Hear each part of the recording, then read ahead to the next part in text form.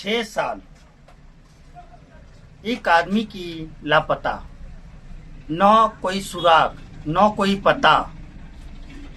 परिवार आज भी आस लगा के बैठे हुए हैं। सबसे बड़ी बात यह है कि इलेक्शन ड्यूटी में गया हुआ इंसान आज तक घर लौट के नहीं है। परिजन आज भी घर के द्वार पे आस लगा के बैठा हुआ है कि कब मेरे बाबा, कब मेरे बाबूजी घर आएंगे। ये 2019 की कहानी है, लोकसभा चुनाव की। ये चित्रा ICL से गए हुए बंदा का ड्यूटी अभी तक घर लौट के नहीं आया। उसके बाद सबसे बड़ी बात है रोहन कौल का।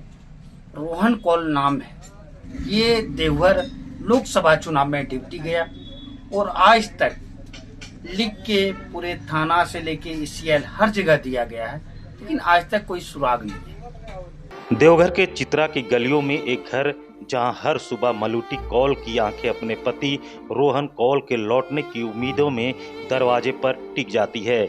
लेकिन 6 साल बीत गए और वो उम्मीद अब धीरे धीरे टूटती जा रही है।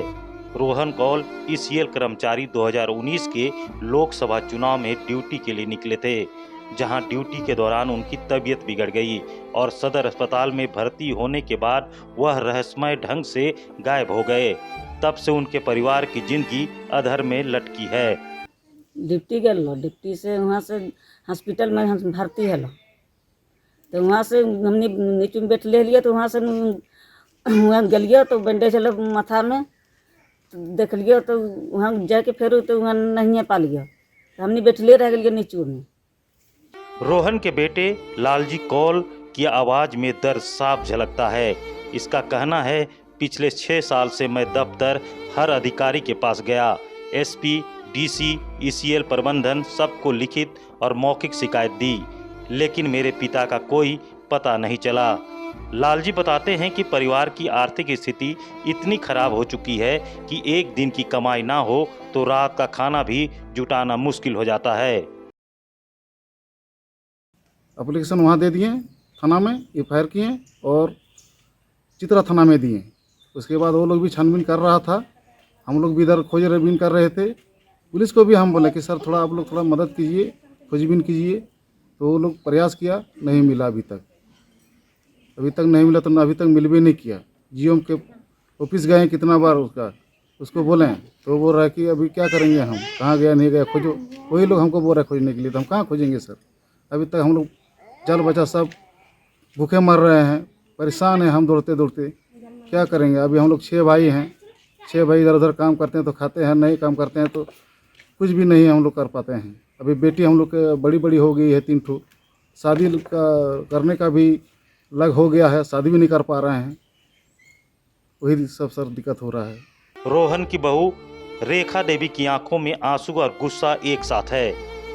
उन्होंने कहा कि हमारे बच्चे पढ़ाई छोड़ चुके हैं, मेरी बेटी मैट्रिक पास कर घर में बैठी है क्योंकि हमारे पास फीस के पैसे नहीं हैं। मेरे ससुर ही घर के इकलौते कमाने वाले थे, उनके बिना हमारा हर दिन एक जंग है।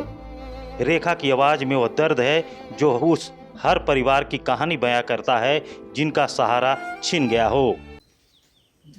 दादाजी गए थे इलेक्शन ड्यूटी में और घूम के नहीं आए, बहुत पता किए फिर भी नहीं। 2019 में गए थे और नहीं आए। हम लोग पढ़ाई 10th का एग्ज़ाम दिए और रिजल्ट आया तो आगे कैसे पढ़ाई करेंगे। वही थे, एक घर चलाने वाला और काम करने वाला भी कोई नहीं है। बड़ी मुश्किल से 10th तक पढ़ो ना, बहुत मुश्किल तक 10th तक पढ़े हैं और अब भी कैसे पढ़ेंगे, बहुत मुश्किल। घर में कोई कमाने वाला भी नहीं है।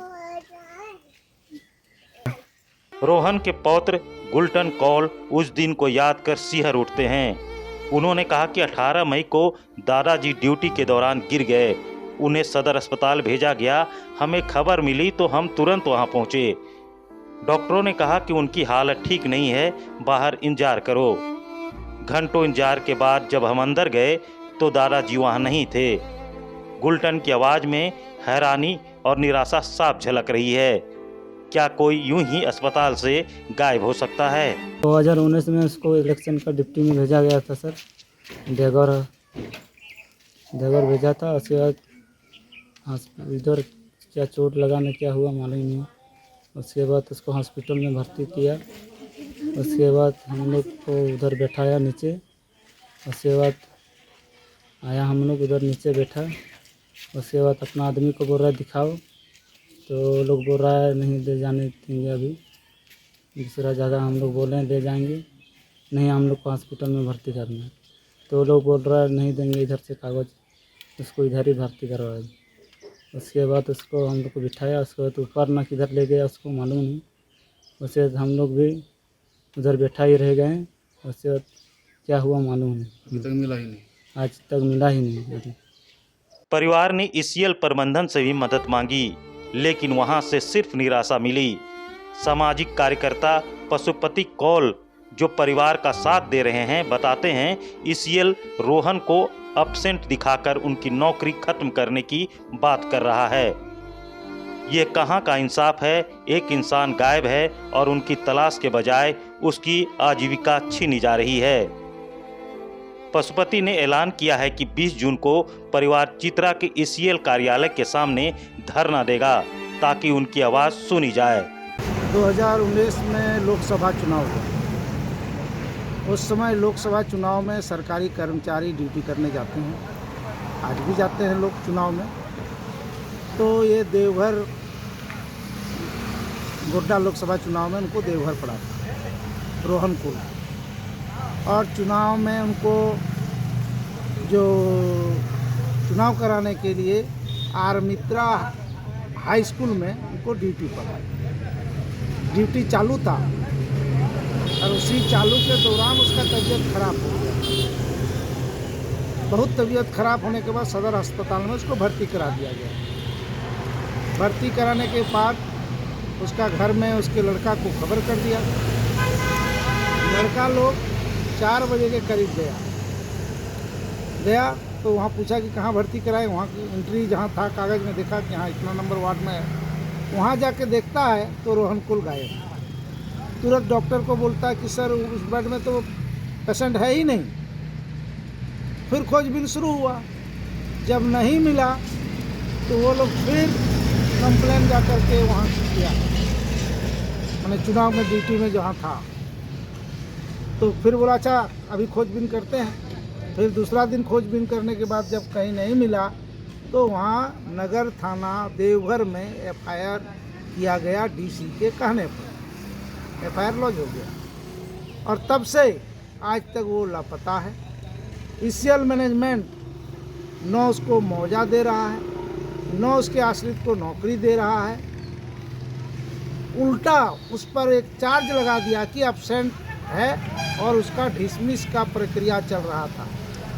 जब ये पता हम लोगों को चला तो हमने यूनाइटेड कोल वर्कर्स यूनियन ने रोहन कोल के पत्नी को बोला कि आपको बिना सीएमडी का कॉपी दिए हुए सीएमडी को एक पत्र लिखे, डीपी को पत्र लिखे और देवघर उपायुक्त को ये लिख देने के बाद अभी रुका हुआ है।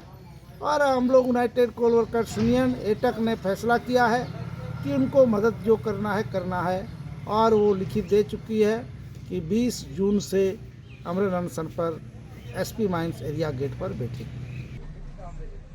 और परिवारजन आस लगाए बैठे हुए हैं कि मेरे बाबूजी घर आएंगे, मेरी पति घर आएंगे, मेरे दादाजी घर आएंगे। पता नहीं ये आस कब पूरा होगा। आस लगा के परिजन पूरा बैठा हुआ है और आज के डेट में अन्न के बिना मोहताज हो रही है पूरी परिवार, लेकिन देखने वाला कोई नहीं। सबसे बड़ी देखने वाली बात होगी 2019 से लिखित आवेदन पड़ रहा है, लेकिन उसके बाद भी कोई आज तक शोध बोध लेने वाला नहीं है। ईसीएल के द्वारा बताया जाता है कि हम टर्मिनेट कर रहे हैं, लेकिन ये कभी नहीं बोला कि हमारे द्वारा ड्यूटी में गया हुआ इंसान गायब है। देखने वाली बात होगी कि प्रशासन से लेके ईसीएल पदाधिकारी क्या एक्शन लेते हैं। देवघर से पंकज पांडे की रिपोर्ट।